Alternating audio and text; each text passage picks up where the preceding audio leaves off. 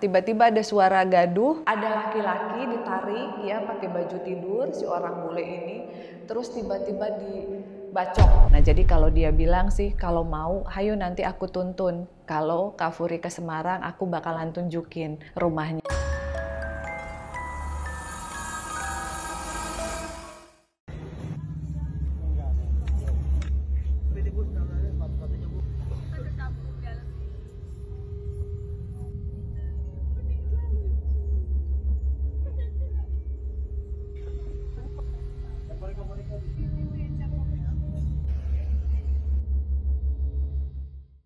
Halo teman-temannya Furi, ketemu lagi dengan sesi boneka Furi Harun. Cuman kali ini kita nggak membahas tentang boneka, tapi membahas tentang patung Cleopatra. Namun sebelumnya jangan lupa untuk like, subscribe, share, dan juga komen YouTube channelnya Furi Harun.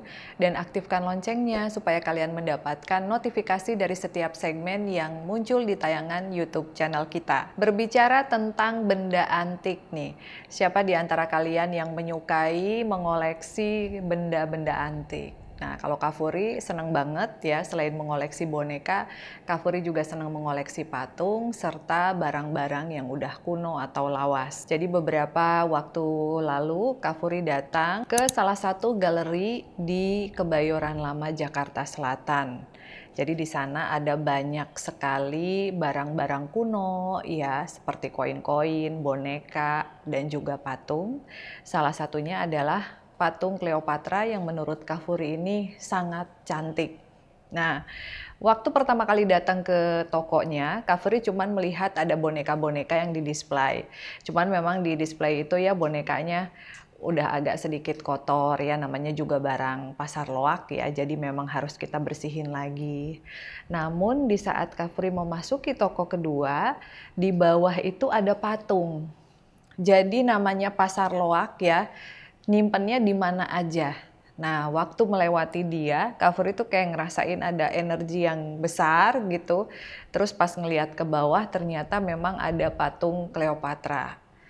Nah, singkat ceritanya akhirnya kita beli nih patungnya. Harganya sih nggak terlalu mahal, namanya juga pasar loak ya. Sedang lah, nggak murah-murah banget, nggak mahal-mahal, tapi ya berbeda dengan harga-harga di galeri-galeri seni besar gitu ya. Malam pertama, gimana kamu malam pertama? Malam pertama kabur. Jadi Cleo ini malam pertama datang ke mimpinya Kak Furi, dia keluar dari bonekanya menuju ke arah balkon. Jadi dia bilang, aku nggak mau tinggal di sini, nggak betah. Di sini banyak hantunya katanya ya. Di sini banyak hantunya, aku nggak betah. I don't like, dia bilang gitu. Tapi nggak tahu kenapa, akhirnya paginya dia balik lagi. Tuh datang lagi kata si Cika. Cleopatranya datang lagi, Mami. Dia ngerasa sayang kalau tempatnya ini nanti diisi oleh yang lain. Jadi akhirnya dia datang lagi. Dia ada di sini, tapi dia memang memesan minuman tertentu lah. Dia nggak seneng susu gitu, senengnya minuman yang lain. Nah, singkat cerita, Mami Furi mulai tuh kenalan sama dia. Nih, Cleo, saya kan belum kenal ya sama kamu gitu. Saya juga nggak tahu kamu ini siapa. Kalau dilihat dari penampilannya, dia cantik banget. Ya, rambutnya juga sebahu, mirip cewek-cewek Mesir. Lalu dia tiba-tiba bilang, Mami tidur gih, gitu. Kan saya lagi nonton Netflix nih, lagi nonton film horor. Saya bilang, tar dulu, ini Mami lagi nonton film horor seru. Terus dia bilang, matiin dulu. Karena yang ini jauh lebih seru daripada film horor yang lagi Mami Furi tonton. Akhirnya saya tiduran di karpet, saya pause ya tayangan yang lagi saya tonton, film horornya. Lalu dia kayak membawa saya ke dimensi yang berbeda. Jadi kalau dibilang erep-erep bukan ya, itu posisinya habis sholat maghrib, berarti jam 6:30 lah. Terus juga erep-erep bukan, mimpi juga bukan karena masih setengah sadar. Lalu Kak Furi dibawa ke sebuah bangunan yang lumayan besar, tapi rumahnya itu mungkin rumah-rumah sekitar tahun 90-an, rumah-rumah orang kaya tahun 90-an lah di Indonesia. Nah, rumah itu memiliki tangga di depan pintu ya.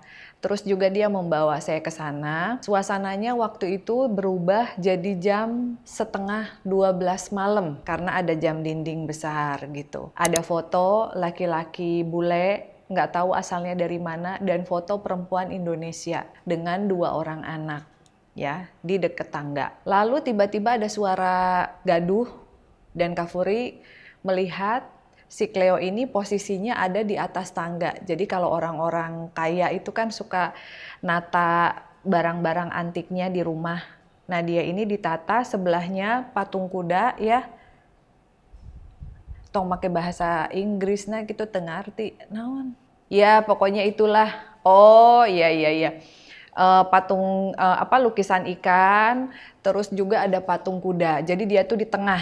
Jadi kalau orang naik nih kan rumahnya gede, naik ke atas, dia itu pas di tengah, di bawah kayak lukisan ikan kayak gitu.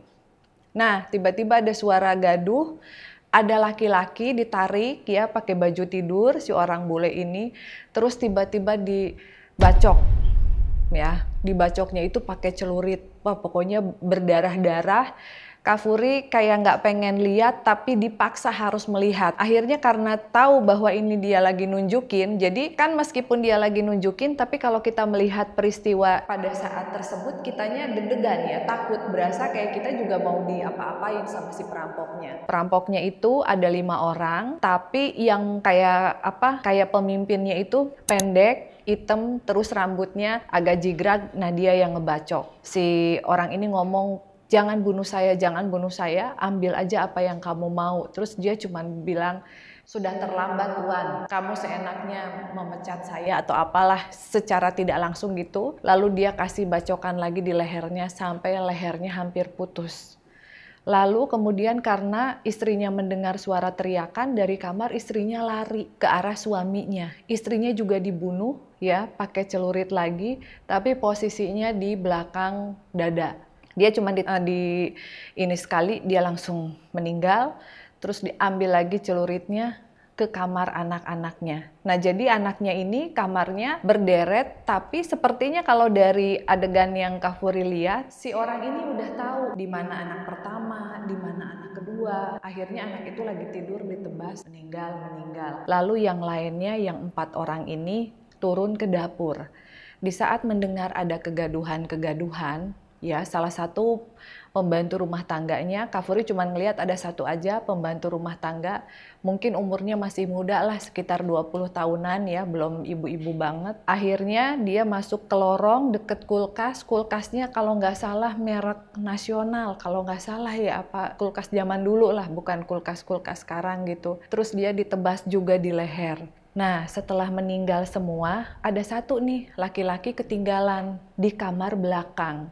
Cuman Kafuri juga nggak tahu apakah laki-laki ini supir atau laki-laki ini pembantu juga tukang kebun karena kan rumahnya besar. Cuman dia sembunyi di lemari, tapi bukan lemari baju. Jadi kayak ada rak gede gitu yang alhamdulillahnya itu nggak dibuka sama perampoknya. Jadi perampoknya cuma ngebuka kamar terus kayak nggak ada orang di sini. Udah, mereka fokus ngambilin barang-barang di rumah Tuan dan di rumah Nyonya itu. Kejadian itu menurut Cleo terjadi di daerah Jawa Tengah, tepatnya di kota Semarang. Setelah melihat kejadian itu, dia nuntun Kafuri, akhirnya Kafuri balik lagi, pulang ke apartemen, terus Kafuri bangun. Terus si Cleo bilang, kalau kamu mau tahu keadaan dan kondisi saya saat itu, saya sangat sedih, kata dia.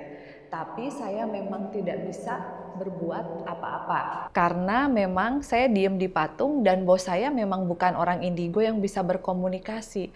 Tapi saya melihat semuanya sendiri bersama dengan yang ada di patung kuda. Jadi dia bilang dia tidak berteman dengan spirit yang menempati patung kuda, tapi patung kuda itu adalah patung antik yang didapat dari luar negeri juga.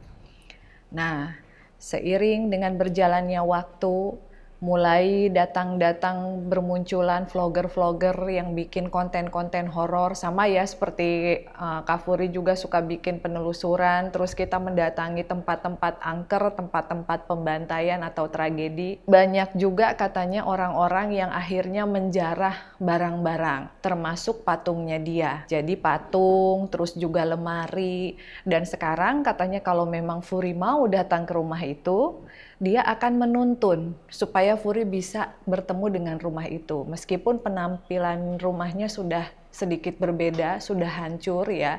Karena pada saat Kak Furi melihat itu kan memang kondisinya masih ditinggalin orang pada saat momen pembunuhan. Tapi kalau ditanya apakah Kak Furi ingat posisi-posisinya. Nah jadi kalau dia bilang sih, kalau mau, hayo nanti aku tuntun. Kalau Kak Furi ke Semarang, aku bakalan tunjukin rumahnya. Jadi itu salah satu rumah korban perampokan satu keluarga yang suaminya ini ekspatriat atau orang luar. Sampai sekarang rumahnya masih terbengkalai, masih kosong. Nah, kalian setuju nggak kalau akhirnya Kak Furi dan tim mencari tahu rumah ini di mana dan kita datang ke sana. Nah, selesai dari sana ternyata Cleo ini pernah juga dijual ke Bogor. Nah, ya kalau buat kalian yang nonton dan pernah membeli patung ini, terus kalian marah-marah sama tukang jualannya karena patungnya bisa gerak-gerak sendiri, kamu bisa komen ya di kolom komentar. Jadi si Cleo ini cerita dia dibeli sama orang Bogor, tapi orang Bogor ini tuh tanggung katanya, seneng antik tapi agak sedikit penakut gitu. Harusnya kalau seneng barang antik harusnya sih bisa ya udah deh mau maklumi kalau memang dia agak-agak berisik gitu.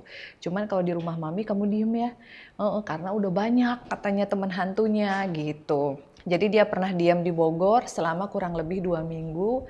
Terus si pembelinya komplain dan udah ini aku balikin, aku nggak mau ini, aku mau ganti barangnya yang lain karena dia berisik gitu. Kayaknya isinya apa? Isinya nakal katanya gitu. Padahal sih kalau menurut mami dia nggak nakal ya, cuman karena dia memang dari luar, jadi agak sedikit to the point gitu, agak sedikit ketus dibandingkan dengan spirit-spirit lain yang dari Thailand atau yang dari Bali gitu, ramah kayak Niang. Kalau dia agak penyendiri gitu. Nah, jadi pesan dari Kak Furi untuk kamu yang seneng membeli barang-barang antik. Yang pertama adalah kalau kalian penyuka barang antik ya, bisa saja barang yang kalian beli itu sudah ada isinya, bisa saja juga kosong. Tetapi untuk mengetahui apakah si spirit ini baik untuk berada di rumah kalian atau tidak, kamu bisa lakukan penelitian sendiri selama 2 minggu. Di dalam kurun waktu 2 minggu itu, apabila rumah kalian hawanya panas, ya,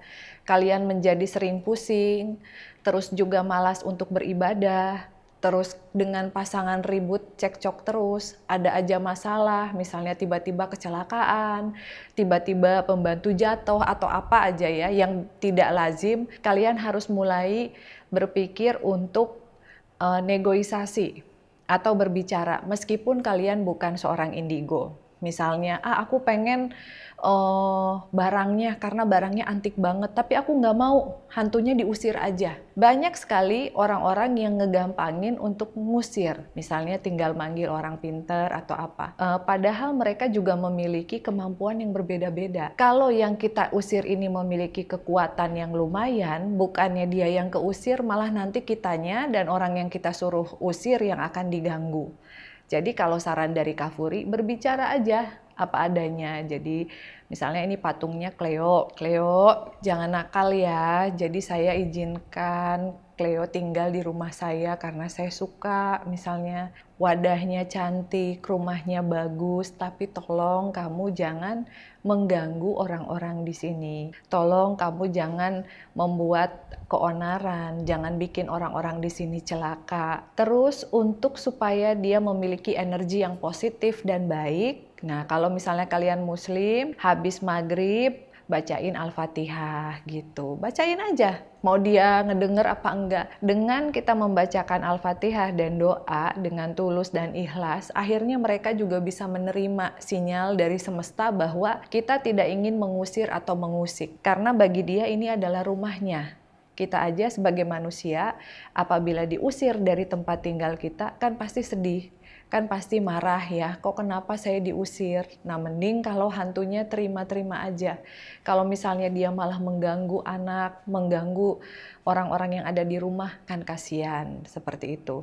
Jadi dengan sering diberikan doa, akhirnya dia akan menjadi baik ya. Kalau diberi bir mah nggak usah diomongin, eta mah. Nanti dikira pesugihan, dikasih bir-bir. Dia senengnya bir. Jadi hari ini ke tim YouTube, Kak Furi requestnya bawain bir bintang gitu ya. Spesial buat dia. Soalnya kalau enggak dia nggak mau diajak syuting nih, rada olo-olo emang si Cleopatra ini teh. Ya, ada pesan-pesan nggak buat ini? Ya dia cuman bilang bahwa keluarga yang dulu menjadi korban pembantaian dan perampokan adalah keluarga yang baik. Jadi dia diperlakukan dengan baik, dia dibersihkan, keluarga yang harmonis. Cuman memang pelaku perampokan ini merupakan supir yang sakit hati. Jadi sebenarnya si tuannya dan nyonya ini adalah orang yang baik. Tapi karena supirnya ini minjem uang nggak pernah bayar, sering nipu, sering mencuri, akhirnya memang dikeluarkan. Dan karena memang pada dasarnya dia ini orangnya seneng mabuk ya, terus juga jahat hatinya, akhirnya dia mengajak teman-temannya untuk merampok. Dan nggak tahu kenapa ya, untuk ukuran orang sekaya itu mungkin dia juga nggak punya security atau apa ya, namanya zaman dulu, jadi gampang aja dibobol. Dan si supirnya ini sempat bikin kunci duplikat. Jadi pesan dari Cleo untuk kalian semua nih yang lagi nonton, berhati-hatilah dengan orang yang ada di sekeliling kita gitu.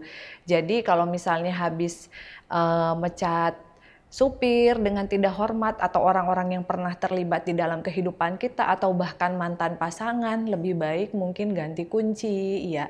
Atau kamu juga harus punya sistem security lah sendiri. Kalau sekarang kan ada CCTV, jadi kemana-mana kita bisa ngawasin dengan lebih mudah lagi gitu. Udah itu pesannya ya. Oke teman-teman, itu aja pesannya. Dan untuk kalian yang ingin bertanya ke Cleo, mau nanya apa, kayak Cleo gimana jodoh, oh itu bagian Cika, nanya apaan dong? Nanya masa depan boleh deh. Nanti Kak Furi akan pilih 3 orang ya. Nanti Kak Furi akan infoin ke tim adminnya Kak Furi yang pegang YouTube. Kalau ada pertanyaan kalian bisa kasih nama depan dan juga tahun kelahiran. Udah itu aja. Misalnya nama, tapi harus nama depan asli ya. Misalnya namanya Sri Mulyasih, ngomong aja Sri 1985 misalnya. Nah nanti dia yang bakalan bacain. Hanya untuk 3 orang aja. Dan karena nanti jawabannya akan kita share ya di kolom komentar. Jadi kita akan nge-share masa depannya yang nggak terlalu pribadi-pribadi banget. Masa depan yang secara umum. Oke teman-teman, itu aja bahasan kita dengan patung Cleo hari ini. Semoga bisa menjadi hikmah buat kita semua dan buat kalian juga para penggemar barang-barang antik agar bisa memilih barang-barang yang sekiranya tidak berbahaya. Oke, see you on the next episode. Bye-bye.